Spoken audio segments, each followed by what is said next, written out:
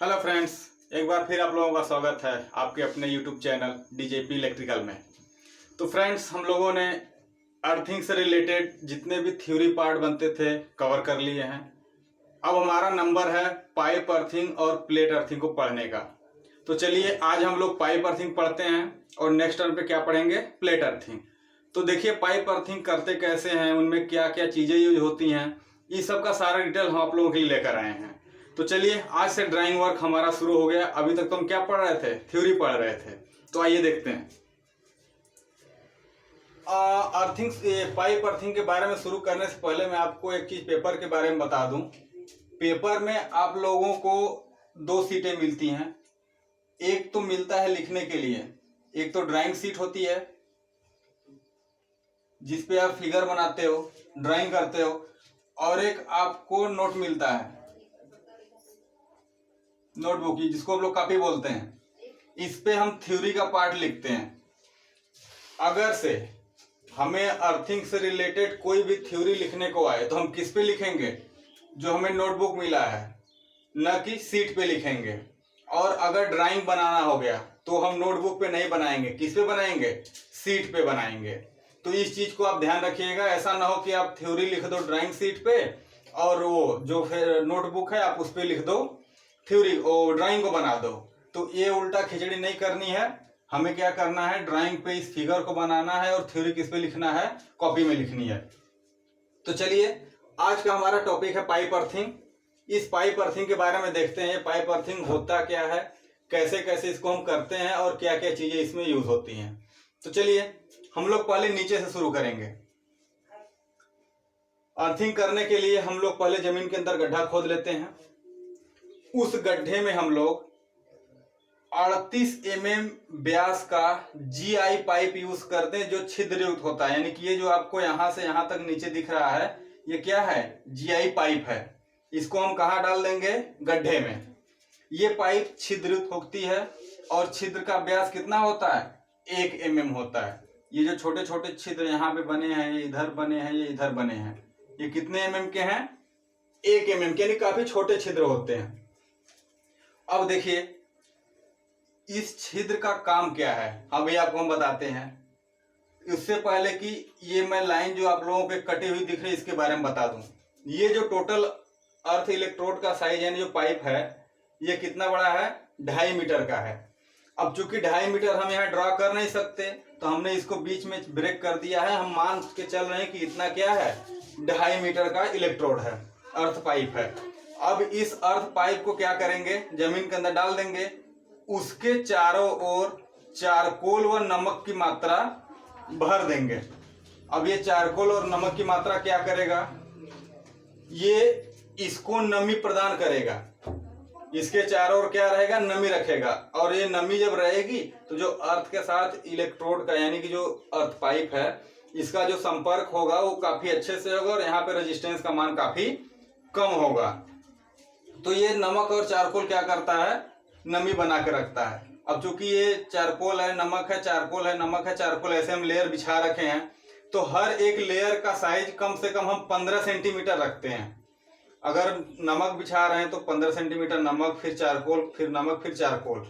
इस समय तो ऐसे भी केमिकल आ रहे हैं जिनको हम आपस में मिक्स कर देते हैं। अगर मिश्रण कर देंगे तो 1:1 का होगा। यानी कि अगर 1 kg नमक ले रहे हैं तो 1 kg चारकोल लेंगे, यानी कि बराबर का मिश्रण रखेंगे। तो ये हो गई बात चारकोल की। तो हमने गड्ढा खोदा, इसके अंदर 2.5 मीटर का इलेक्ट्रोड डाला, उसके चारों ओर चारकोल भर दिया। अब चूंकि 2.5 मीटर गड्ढा अंदर है, कुछ पार्ट हम रखते हैं ऊपर। मतलब ये जो अगर हमारा गड्ढा बन रहा है, ये अर्थ है, ये गड्ढा बन रहा है हमारा, तो ऐसा नहीं कि 2.5 मीटर का गड्ढा रखेंगे। ये गड्ढा कम से कम 3.75 मीटर का होना चाहिए, जिससे कि 2.5 मीटर यहाँ तक आए, बाकी शेष भाग यहाँ पे खाली बचे। उसका देखिए हमें क्या काम है। अगर हम 2.5 मीटर ये यूज कर लिए यहाँ तक, ये हमारा 2.5 मीटर तक आए, मतलब सॉरी ये 2.5 मीटर तक आएगा इलेक्ट्रोड। उसके ऊपर का पार्ट ये होगा, ये हमारा ग्राउंड का सरफेस बनेगा। ये पूरा हमारा कहाँ है, ग्राउंड के नीचे है। पूरा जितना फिगर आपको दिखाई दे रहा है ये सारा फिगर ग्राउंड के नीचे है। ये जो ढक्कन यहाँ पे हमने जीआई ढक्कन लगा रखा है, ये है जीआई ढक्कन, ये वाला पोर्शन जो आपको डार्क दिख रहा है, ये जीआई ढक्कन जो है ये ग्राउंड पे रहता है। देखिए कैसे इसको बनाते हैं। चूंकि हम 2.5 मीटर का जब इलेक्ट्रोड यूज कर लेंगे नीचे तक, तो ऊपर हम क्या करते हैं, ये 19 mm की एक पाइप यूज करते हैं। क्योंकि अब यहाँ से वायर ले जाना है, तो वायर के लिए तो हमको क्या चाहिए, ऐसी पाइप चाहिए जिससे कि वायर आसानी से निकल जाए। तो अर्थ वायर तो हमारा मैक्सिमम 3 mm स्क्वायर है, इससे ज़्यादा होगा नहीं। तो हम 19 mm व्यास की जीआई पाइप ले लेते हैं। अब देखिए, चूंकि अगर हम 38 mm से 19 mm जीआई पाइप लगा रहे हैं, तो बीच में कोई ना कोई रिड्यूसिंग सॉकेट चाहिए। तो ये होता है रिड्यूसिंग सॉकेट, जो कि 38 mm को 19 mm सॉकेट हो जीआई पाइप को जोड़ने का काम करता है। तो जैसे ही हम अपना ये ग्राउंड से अर्थ इलेक्ट्रोड यहाँ तक लाए, यानी 38 mm की पाइप लाए छिद्रयुक्त, यहाँ पे हमने सॉकेट लगा के कुछ ऊपर तक क्या कर लिया, ये सिस्टम रख लिया। ये क्या करेगा, यहाँ से जाएगा, ऊपर एक नट बोल्ट लगेगा यहाँ पे, उस नट बोल्ट से एक और हम कितने mm की 12.7 mm की जीआई नली ले जाकर जोड़ देंगे यहाँ पे। अभी इसका मैं मतलब आपको दिखा रहा हूँ कि नली क्यों लगाते हैं। फिलहाल आप इसकी संरचना को समझिए। हम यहाँ पे रिड्यूसिंग सॉकेट लगा के 19 mm की पाइप ऊपर ले गए थोड़ा सा, और इस 19 mm के पाइप में हम 12.7 mm की एक और जीआई पाइप लगा के जोड़ दिए, और उसके ऊपर एक जाली युक्त कीप लगा दिए। अभी कीप का मैं फंक्शन बता रहा हूँ, अभी सिर्फ संरचना देखते हैं। तो ऊपर हमने कीप लगा दिया। अब ये पूरा जो प्रोसेस है, मान लेते हैं यहाँ से हमारा ये पाइप निकल गया।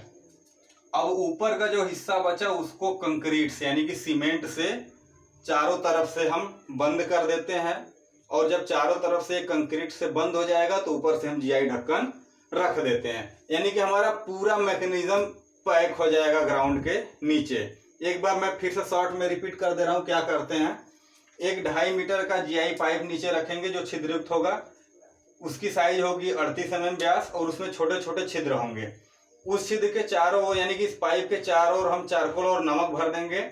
जैसे ही जीआई पाइप खत्म होगा, ऊपर हम 38/19 का एक रिड्यूसिंग सॉकेट लगाएंगे।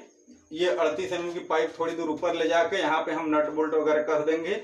यहाँ पे 2 चीजें आके फिट होंगी, एक तो 12.7 mm की और एक जीआई पाइप, और ऊपर एक जाली कीप, जाली युक्त रहेगा ये जाली कीप। और इस पूरे ऊपर वाले फंक्शन को, पूरा फंक्शन कंक्रीट से नहीं भरेंगे, सिर्फ यही जहां तक हमने जाली लगा रखा है, कीप कस रखा है, उसके ऊपर का पूरा फंक्शन क्या करेंगे हम लोग, सिस्टम एक सिर्फ कंक्रीट से ढक देंगे, ढकेंगे नहीं, चारों तरफ से पैक कर देंगे, और ऊपर से ढक्कन से हम ढक देंगे। ढक्कन जीआई की होगी। अब देखिए इसकी हाइट भी फिक्स है। ये जो लेंथ होगी कितनी होगी, 25 सेंटीमीटर होगी। ये लेंथ कितनी होगी, मैंने शायद काउंट नहीं किया, ये लेंथ कितनी होगी, ये 15 सेंटीमीटर होगी। कितनी होगी, ये 15 सेंटीमीटर की होगी। और ये लेंथ होगी 20 सेंटीमीटर। अगेन ये यहाँ से 30 ये है, तो ये भी 30 सेंटीमीटर की होगी, इधर 20 सेंटीमीटर, और ये कितना है, 15 सेंटीमीटर। तो ठीक है, तो ये सारा हो गया इसका मैकेनिज्म कि हम कैसे बनाते हैं इसको। अब देखिए काम क्या होता है इसका। इसका काम ये है कि जब आप इलेक्ट्रोड को ऊपर लेके आओगे थोड़ा सा, इसमें से जब आप वायर कस के बाहर निकालोगे, तो ये वायर वहां तक जाएगा जहां पे आपको अर्थिंग करनी है, यानी जिस मशीन को आपको अर्थ देना है वहां तक आप वायर ले जाओगे। फिर वही बात होगी जो पहले हमने वो मैकेनिकल इंजरी के बारे में बताया था। अगर तार हम जाली के ढक्कन से ऊपर ऊपर ग्राउंड से ले जाते, तो वहां पे हमको एक चीज देखने को मिलती है कि अगर किसी कारण से कोई भी वहां पे सामान गिर गया, या कोई मशीन आके वर्क कर रहा है, या किसी मजदूर ने या किसी आदमी ने फावड़ा वगैरह चला दिया, तो वायर कट जाएगा। वायर को कटने का डर रहता है। तो क्या करते हैं, जो ग्राउंड लेवल है, ये हमारा ग्राउंड लेवल है, उस ग्राउंड लेवल से हम कम कोशिश करते हैं कि 60 मीटर नीचे जाए पाइप जाए, पाइप के अंदर से हमारा अर्थ वायर जाए। तो हम एक जीआई पाइप ले लेते हैं 12.7 mm की। ये 12.7 mm की पाइप 60 सेंटीमीटर नीचे से जाती है, जिससे कि अगर ऊपर हमें कोई काम भी करना हो तो काम कर लें, कोई दिक्कत ना आए। इसलिए हम इसको कहां से ले जाते हैं, 60 सेंटीमीटर नीचे से अर्थ के, मतलब सरफेस के।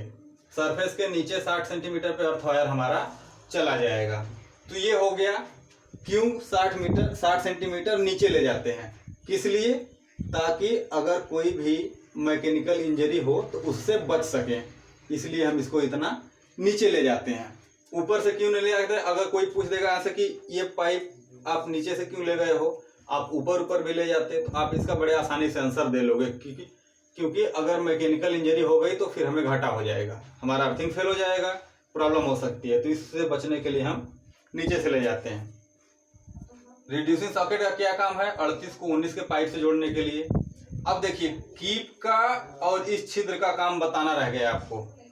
होता क्या है कि जब आपने चारकोल नमक भर के फिट कर दिया, आपका सारा अर्थिंग तैयार हो गया, लेकिन किसी कारण से वहां का टेम्परेचर बढ़ा और ये नीचे की चीजें सूखने लगी।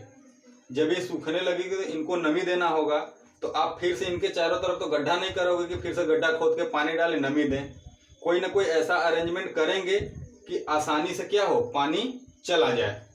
तो इसके लिए हम क्या करते हैं, पाइप में हम एक जाली छेद देते हैं। इस छेद की भी खासियत होती है, अगर आपकी ऐसे पाइप है तो 90 डिग्री पे होगा। कितने पे होगा, 90 डिग्री पे। एक हमने यहाँ छिद्र किया तो उसके नीचे वाला इसके 90 पे, उसके नीचे वाला इसके 90 पे, उसके नीचे वाला इसके 90 पे, यानी कि छिद्र जो होंगे 90 डिग्री पे होंगे, जिससे क्या होगा कि चारों तरफ छिद्र हो जाएगा पाइप के।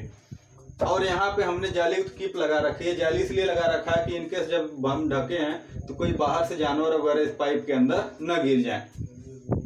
अब हमें अगर फिर से यहाँ पे नमी देनी है तो हम आसानी से इस कीप के अंदर से पानी डालेंगे, पानी सीधा पाइप से कहाँ जाएगा, यहाँ जाएगा। और जब इस पाइप में चारों तरफ छिद्र लगा है, वो छिद्र से पाइप पानी निकल के इन सब केमिकल में जाके मिल जाएगा और फिर से यहाँ पे नमी बन जाएगी। और जब नमी बन जाएगी तो आप अच्छे से जानते हो कि नमी से हमारा कांटेक्ट आसानी से होगा अर्थिंग के साथ, वो अर्थ के साथ। तो इतना सारा फंक्शन हो गया किसके लिए, पाइप अर्थिंग के लिए।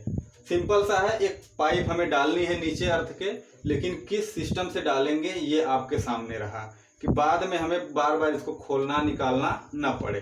अर्थिंग डाल दो, पाइप डाल दो इसके नीचे, इस पाइप के ऊपर का हिस्सा कुछ इस तरीके से पैक कर दो कि बाद में आराम से ढक्कन उठा के काम कर सके। अगर यहाँ कॉन्टेक्ट वगैरह टूट गया तो यहाँ से हम कॉन्टेक्ट भी आसानी से खोल जोड़ सकते हैं। तो ये सारा सिस्टम हम कर सकते हैं, हमको फिर से अर्थिंग को खोलने की जरूरत नहीं पड़ेगी। तो ये रहा पूरा अर्थिंग का प्रोसेस। ये आपके बुक में भी अर्थिंग का फिगर होगा, आप अपने बुक से भी आराम से बना सकते हैं, और चाहें तो इसे भी आप नोट डाउन कर सकते हैं स्क्रीनशॉट लेकर। मैंने कुछ चीज़ें इस बुक में आपको हो सकता है इधर उधर मिले, मैंने एक तरफ कर दिया है, आपको आसानी होगी। मैं एक बार फिर से आपको रिकॉल करा देता हूँ। ये है नमक, ये है चारकोल, ये 1 mm व्यास का छिद्र है जो कि पानी को ले जाएगा बाद में। ये क्या है, 38 mm GI पाइप है छिद्रयुक्त। ये रिड्यूसिंग सॉकेट है 38/19 का, जो 38 से 19 में बदलेगा। ये 19 mm की GI पाइप है। एक छिद्र से दूसरे छिद्र की लंबाई कितनी होनी चाहिए, दूरी कम से कम 15 सेंटीमीटर होनी चाहिए। ये नहीं कि पास पास हम छिद्र कर दें, ज़्यादा जरूरत है नहीं। यहाँ से वायर को ले जाने के लिए अर्थ वायर यहाँ जुड़ जाएगा। इस वायर को हम ऐसे ही ग्राउंड में नहीं ले जाएंगे, इसको ले जाने के लिए हम 12.7 mm की एक GI पाइप यूज़ करेंगे। इसके अंदर से वायर जाएगा। ये पाइप कोशिश करेंगे कि कम से कम 60 सेंटीमीटर नीचे जाए। हमने स्टैंडर्ड में बताया था कि ये 30.5 सेंटीमीटर होना चाहिए, इससे कम नहीं होनी चाहिए। लेकिन अगर हम 60 पे ले जा रहे हैं तो हमारे लिए और सुविधा होगी कि बाद में हम कोई काम करना चाहें ज़मीन पे इधर उधर तो कोई दिक्कत ना आए। कंक्रीट का काम है इस पूरे मैकेनिज्म को ढक देना, ताकि मिट्टी वगैरह फिर से इस पे गिर के इसको बंद न कर दे। अगर हम इसको सीमेंटेड नहीं करेंगे तो बाद में इनकेस अगर इधर उधर से दबाव पड़ा तो मिट्टी इसी पे आके गिर जाएगी। जब मिट्टी गिर जाएगी तो हमें फिर से इसको साफ करके खोदना पड़ेगा। तो इस चीज़ से बचने के लिए सीमेंटेड कर दिए, सीमेंटेड को GI ढक्कन से ढक दिए। सारा लेंथ मैंने आपको कवर कर दिया। ये लेंथ 20 सेंटीमीटर, ये लेंथ हो गई 25 सेंटीमीटर, ये 12.5 सेंटीमीटर, ये 30 सेंटीमीटर, ये 15 सेंटीमीटर, ये भी 30 सेंटीमीटर हो जाएगा। ये कीप है, कीप का फंक्शन आपको पता ही है। तो ये आपको एक सीट वर्क करनी है। आप इसको बड़े बाकायदे MD अपना कसेंगे मेज पे, एक सीट लगाएंगे अच्छा सा। अगर सीट नहीं तो आप A4 साइज पेपर ही लीजिए। एक चीज होगा, अगर आपको 20 सेंटीमीटर खींचना है तो आप 20 सेंटीमीटर तो खींच नहीं पाओगे, काफी लंबा हो जाएगा।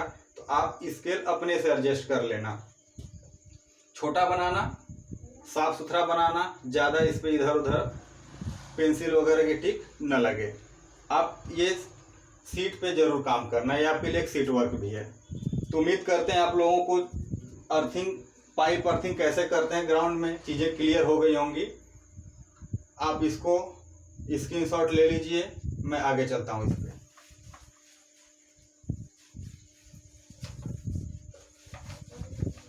ये तो हो गया अर्थिंग के बारे में। अब इसमें कौन कौन सा मटेरियल हमने यूज़ किया है आपको बताया एक बार। अब इसको मैं नोट करा देता हूँ कि मटेरियल कौन कौन सा यूज़ हुआ है, क्योंकि कभी कभी बोल देता है कि अर्थिंग भी करिए और उसकी कास्टिंग भी करिए, यानी कि एस्टिमेटिंग कास्टिंग भी आ जाता है। तो एस्टिमेटिंग कास्टिंग भी आपको करना आना चाहिए। तो मैं आपको सामान नोट करा दे रहा हूँ, आप एक बार रफली आइडिया ले लीजिएगा उसका। मे भी जो प्राइस है वहाँ पे प्राइस वेरी कर सकता है, क्योंकि हर जगह चीज़ें अलग अलग होती हैं। जो हमारे पास डेटा हो सकता है कुछ पुराना डाटा हो, उस डाटा के आधार पे अब चीज़ें महंगी मिल रही हों, तो ये सारे क्या आएंगे, इसमें प्रॉब्लम आएंगी। तो आप इसको एडजस्ट कर लीजिएगा। फिलहाल मैं मटेरियल का लिस्ट आपको दे देता हूँ। अगर आपसे क्वेश्चन में सिर्फ कहा कि पाइप अर्थिंग को बनाइए और उसके बारे में लिखिए, तो आप सीट पे बनाओगे और कॉपी पे उसको आप लिख दोगे कि जो ये अर्थिंग है 2.5 मीटर का राड लेते हैं, इसको जमीन के अंदर डालते हैं, चारों तरफ चारकोल बिछाते हैं, छिद्र युक्त होता है पाइप, उसके ऊपर 19 mm की पाइप ले जाते हैं। सारा फंक्शन जैसे जैसे मैंने आपको बताया है आपको कॉपी में नोट कर लेना है अपने लैंग्वेज में। अगर आप अपना लैंग्वेज यूज करोगे तो आपके लिए काफ़ी बेनिफिट है। मुझे क्या, मैं तो अगर 2 मिनट लगेगा सारा चीज़ बोल दूंगा, लेकिन मेरे बोलने से आपको कोई फायदा नहीं होने वाला है। आप चीज़ों को समझो, समझ के अपने लैंग्वेज में लिखो, फिर वो अच्छे से क्लियर होंगी आप लोगों को। ठीक है, तो मैं आपको बता दूं, आप सब लोग मेरे चैनल को सब्सक्राइब कर लीजिए और अपने फ्रेंड्स को भी शेयर कर दीजिए। चैनल का नाम है डीजेपी इलेक्ट्रिकल। ये चैनल डिप्लोमा ITI दोनों लोगों के लिए है। जो पॉलिटेक्निक में इस समय पढ़ रहे हैं उनको BTE बोर्ड का एग्ज़ाम देना है, ये उनके लिए काफ़ी हेल्पफुल है। और आप इस टाइम पढ़ते रहेंगे और मैं आपको कंपटीशन लेवल की चीज़ें बताता रहूँगा। जैसे आपको अगर मैं क्वेश्चन पूछ दूँ कि आपको कहीं दे दिया 4 टाइप की earthing, pipe earthing, plate earthing, strip earthing, rod earthing, इन चारों में से सबसे उपयुक्त अर्थिंग कौन सी, यानी सबसे सुविधाजनक, सस्ती और अच्छी अर्थिंग कौन सी है, तो आप किसको मार्क करोगे? सोचिए, इनमें से कौन सी सबसे अच्छी अर्थिंग मानी जाएगी? हमें तो पता ही नहीं कौन सी अर्थिंग, हम तो बस पढ़ते जा रहे हैं अर्थिंग करनी है। तो आप ये ध्यान रख लीजिए कि सबसे अच्छी अर्थिंग यही पाइप अर्थिंग है। आपको जहां भी पाइप अर्थिंग ऑप्शन में दिख जाए आप उसको तुरंत मार्क कर दीजिएगा। तो चलिए, आप बाकायदा जब आपसे बोलेगा कि एस्टिमेटिंग कास्टिंग करिए तो आप सीट पे अपने काम नहीं करोगे। अब किस पे आ जाओगे? वो लिखने वाले पे। एक साइड में डालोगे सीरियल नंबर, उसके आगे लिखोगे आप सामग्री का नाम पूर्ण विवरण सहित, पूर्ण विवरण सहित। ठीक है, उसके बाद इसकी यूनिट लिख लेंगे। यूनिट किस में रहेगी? किलो में रहेगी, प्रति में रहेगा, दर्जन में रहेगा, किस चीज में रहेगा? फिर उसके आगे इसका दाम लिख देंगे, मूल्य, उसके आगे टिप्पणी। ठीक है, टिप्पणी मैंने बोला था अगर कोई स्पेशल केस बनता है, अगर कोई स्पेशल प्रॉपर्टी है उस मटेरियल की, तो टिप्पणी में मार्क जरूर करेंगे। देखिए, पहला सामान क्या रहेगा? सबसे पहले तो कहीं से शुरू कर लीजिए, आप ऊपर से शुरू करिए चाहे नीचे शुरू करिए। तो जैसे जैसे आप लिखना शुरू करोगे वैसे वैसे मटेरियल का लिस्ट भी शुरू कर दीजिए। मान ले लीजिए आपने सबसे पहले 2.5 मीटर का एक क्या डाला? राड डाला। तो आप 2.5 मीटर का राड लिखिए, चाहे लिखिए 38 mm व्यास की GI पाइप, यही तो लेंगे। रेटिंग क्या रहेगा? मीटर में, प्रति मीटर। मूल्य क्या रहेगा? प्रति मीटर मूल्य कुछ भी हो सकता है। अगर आप एवरेज लेने जाओ तो हो सकता है ये 50 रुपये प्रति मीटर मिले। ठीक है, टिप्पणी में क्या लिखेंगे? ये पाइप ऐसे ही नहीं होगी, कैसी होगी? छिद्र युक्त, ये चीज लिखी जाती है। अगर कोई स्पेशल प्रॉपर्टी हो तो आप उसमें लिख दोगे। आप डायरेक्ट भी कर सकते थे, 38 mm व्यास की GI पाइप छिद्र युक्त। यहाँ भी कर सकते थे, कोई गलती नहीं है, लेकिन अगर स्पेशल केस है तो आप टिप्पणी में भी लिख दो, कोई समस्या नहीं आने वाली है। अब देखिए दूसरा चीज क्या यूज करेंगे, हमने पाइप लगा दिया, अब उस पाइप को क्या करना है, ऊपर देखेंगे तो 19 mm की पाइप लगी थी, तो 19 mm व्यास की GI पाइप वो लगी थी। इसकी भी रेटिंग किस में होगी, प्रति मीटर में होगी। इसका क्या होगा, उससे हो सकता है थोड़ा कम दाम होगा, तो मान लेते हैं 40 रुपये होगा। इसमें कोई छिद्र वगैरह था नहीं तो कुछ नहीं करेंगे। अब देखिए तीसरा चीज क्या आएगा दिमाग में, ये 19 और 38 की पाइप तो हमने लगाया था, उसके बाद आपने क्या लगाया था, एक इधर भी पाइप लगाया था ना, कितने का, 12.5 mm का, यानी 12.7 mm व्यास की GI पाइप। ये भी किस में होगी, प्रति मीटर में ही होगी। अगर 19 का ज्यादा है, 38 का उससे ज्यादा है, तो 12.5 का उससे भी कम होगा, तो मान लेते हैं इसका दाम होगा 35 रुपये पर मीटर। ठीक है। एक चीज और, क्लास घर से रिकॉर्डिंग हो रही है, तो मैं भी कुछ बीच बीच में आपको आवाज सुनाई दे तो आप उसको इग्नोर करिए और मेन टॉपिक पे फोकस करिए। ठीक है, क्योंकि सभी का अपना घर होता है, थोड़ी बहुत चीजें इधर उधर से आती रहती हैं। तो ये 3 पाइप हमने यूज किया था, पाइप का क्लियर हो गया ना।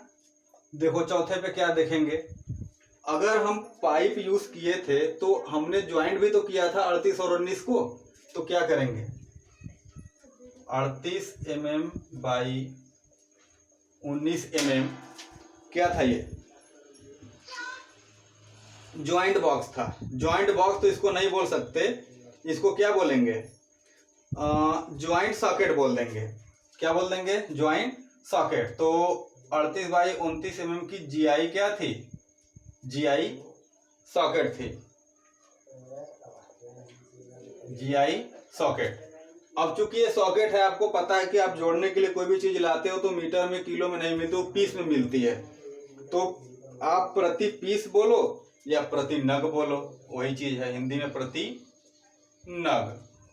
अब नग का मतलब एक का दाम कितना होना चाहिए, तो मान लेते हैं लगभग 20 रुपए का होगा। ठीक है, कोई स्पेशल केस नहीं। देखिए 5वें पे हम क्या लेंगे, अब आपको पता है कि ये जो आपने 12.7 mm की पाइप थी, उसको आप पहले ऊपर से लाए थे, फिर बेंड करके नीचे ले गए थे, तो कोई ना कोई बेंड भी तो चाहिए, कोई नहीं जिसको बोलते हैं हिंदी में, तो इसके लिए हमें बेंड भी चाहिए। तो हम ये चीज नोट कर लेंगे कि 12.7 mm व्यास की कोहिनी बेंड। अब चूंकि बेंड भी आपको पता है कि प्रति नग आता है, क्या आता है, प्रति नग। कितना दाम होगा इसका, लगभग उसी के बराबर होगा, थोड़ा छोटा है तो मान लेते हैं 15 रुपये होगा प्रति नग। अब जितने बेंड हो गए हम उतने लेंगे, अगर 3 बेंड देने हैं तो 3 लेंगे, 4 बेंड देने हैं तो 4 लेंगे, अपनी जरूरत के अकॉर्डिंग इसको ले लेंगे। अब देखिए एक और चीज हमने यूज किया था कि जो हमने सीमेंटेड सिस्टम बनाया था चारों तरफ वहां पे कीप के, उसको ढकने के लिए भी हमने क्या लिया था, GI ढक्कन लिया था ना, टंकी को ढकने के लिए।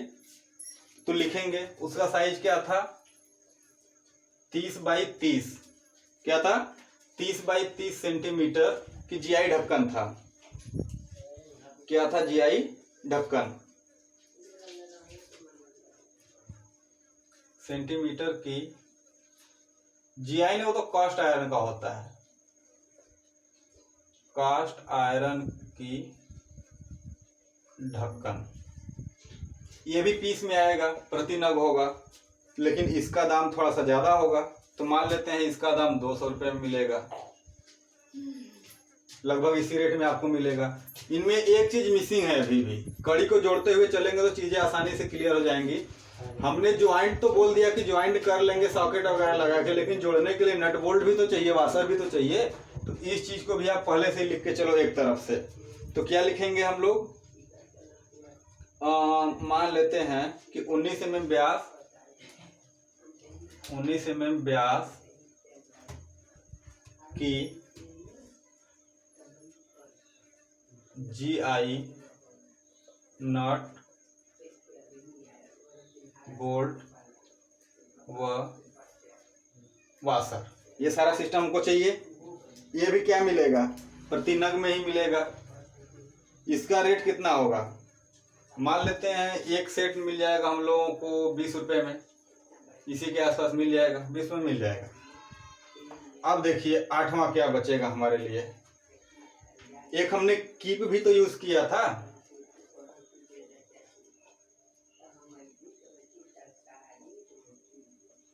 जाली सहित, ये भी क्या मिलेगा, 20 में मिलेगा हमको,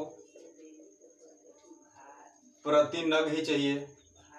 इसका भी रेट क्या होगा, बहुत ज़्यादा होगा तो 15 रुपये के आसपास होगा की, नहीं तो 20 मिलेगा, इससे ज़्यादा नहीं मिलेगा ये। अब देखिए क्या बचता है हमारे लिए। हमने इलेक्ट्रोड के चारों ओर नमक भी डाला था, ठीक है, कोयला भी डाला था, तो नमक भी क्या मिलेगा, प्रति किग्रा मिलेगा। हम अगर वैसे खुला हुआ नमक लेंगे तो में भी कितना जाएगा, 15 रुपये केजी जाएगा, इससे ज़्यादा तो जाएगा नहीं। और क्या सामान चाहिए था, कोयला, कोयला भी प्रति केजी मिलेगा, ये आपको लगभग 30 से 40 रुपये केजी के हिसाब से मिलेगा। हो गया इतना। अब देखिए क्या चाहिए, अब आपको चाहिए वायर,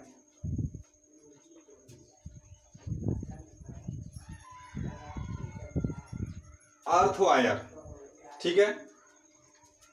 ये आप चाहो तो प्रति मीटर भी ले लो या प्रति केजी भी, ये दोनों रेट में मिलता है। आप वायर अगर थोक में लेने जाओगे तो आपको मीटर में नहीं मिलता, ये किस में मिलता है, केजी में मिलता है, ठीक है। तो हम इस चीज को भूल जाते हैं कि मीटर में लिखेंगे, थोक में जा रहे हैं तो सीधे किस में चले जाएंगे, प्रति केजी में चले जाएंगे। और ये लगभग आपको मिलेगा 400 रुपये केजी के आसपास। कॉपर की क्वालिटी भी डिपेंड करता, हो सकता है थोड़ा दाम वेरी कर जाए, मेरे पास एग्जैक्ट रेट नहीं है करंट का, ये डाटा थोड़ा पुराना है, करंट का मुझे थोड़ा आइडिया नहीं है कि कितना है इस समय, ठीक है। तो ये चीजें आपको चाहिए। वायर भी हो गया, हमने अर्थिंग डाला, अर्थिंग को वायर से भी लगा दिया, सारे पाइप ले लिए, किट ले लिया, जाली लगा दिया, ये हो गया। अभी सीमेंट बच रहा है, यानी सीमेंट या कंक्रीट सिस्टम पूरा।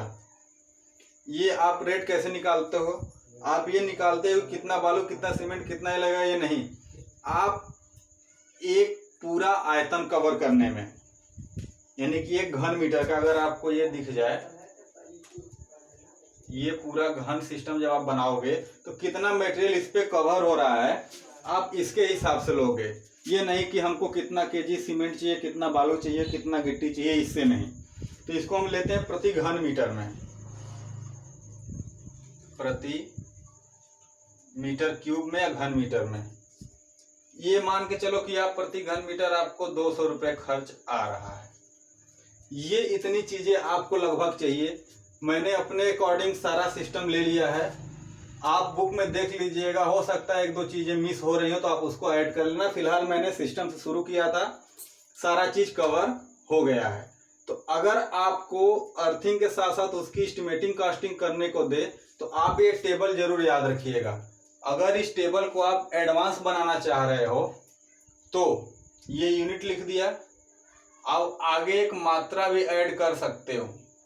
ये मात्रा क्या होगा, आपको जीआई पाइप चाहिए कितनी, एक 19 mm की पाइप चाहिए, एक इसकी भी पाइप कितनी चाहिए, एक सॉकेट भी चाहिए क्योंकि एक ही जगह आपको ज्वाइंट देना है।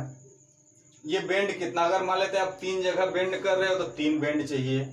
ढक्कन कितना यूज होगा, सिर्फ एक यूज होगा। ये नट बोल्ट कितना यूज होगा, मान लेते हैं अगर 3 जगह यहाँ एक जगह ज्वाइंट करेंगे तो 19 mm का तो एक ही जगह चाहिए ज्वाइंट पे नट बोल्ट। कीप कितना चाहिए, एक चाहिए। नमक कितना चाहिए, मान लेते हैं 5 kg चाहिए, तो उतना चारकोल भी चाहिए 5 kg। आपको अर्थ वायर कितना चाहिए, तो आप डिस्टेंस के अकॉर्डिंग कैलकुलेट कर लो कितना केजी आपको वायर चाहिए, कितना मीटर आपको वायर चाहिए। सीमेंट कंक्रीट आप आइडिया लगा लोगे कितने घन मीटर का लगभग एरिया हमारा बैठ रहा है, उस हिसाब से 4 घन मीटर स्क्वायर, 3 घन मीटर स्क्वायर, जितना भी आपका आएगा। तो ये एडवांस है। अब इसके आगे आप एक और भी टेबल बना सकते हो, कुल मूल्य का।